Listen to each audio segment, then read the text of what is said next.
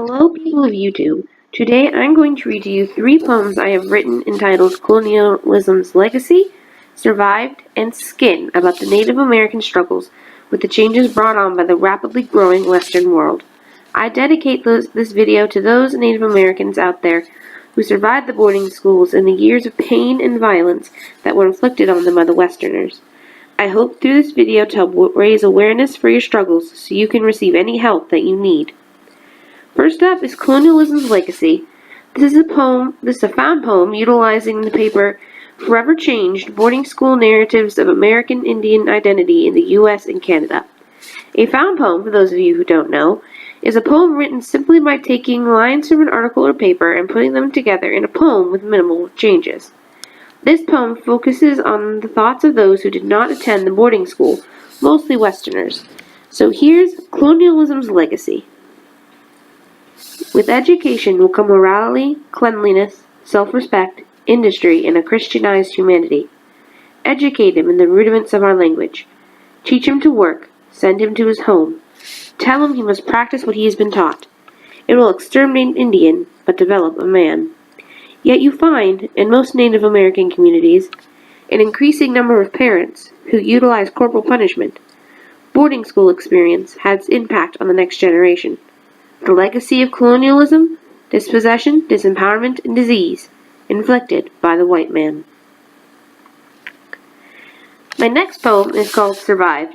It is another found poem from the same paper as Colonialism's Legacy.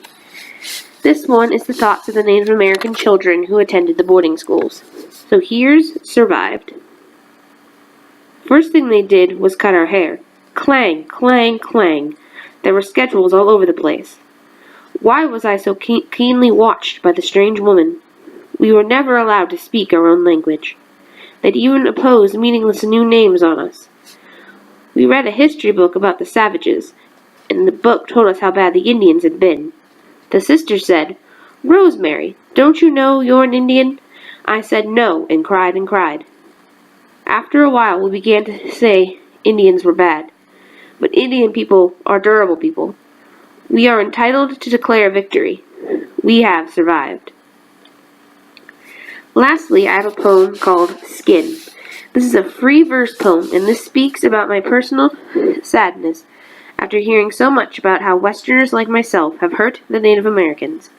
I became very upset, and for a while I did hate my skin. I still do a little bit.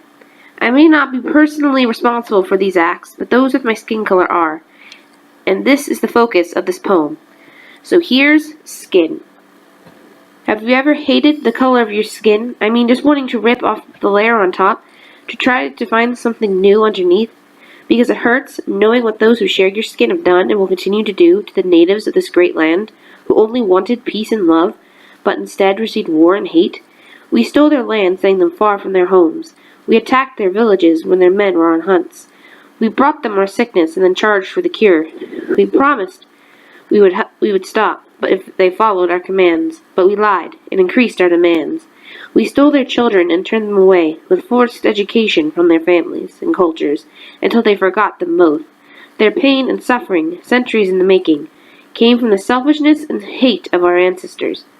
They survived and fight on, but many hate their skins, and because of that, because we had to hate, so do I. I hope you have all enjoyed my poems and have a better understanding of the struggles of Native Americans since the first Europeans arrived. I thank you all for watching, and I hope you have a great day.